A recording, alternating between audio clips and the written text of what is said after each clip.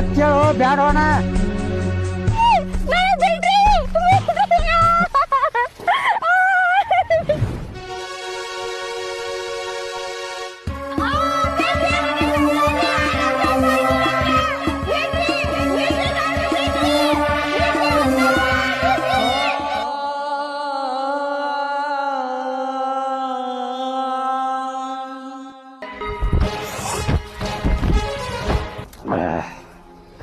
ಈಗ ಮನಸ್ಸಿಗೆ ಆನಂದ ಆಯ್ತು ನೋಡು.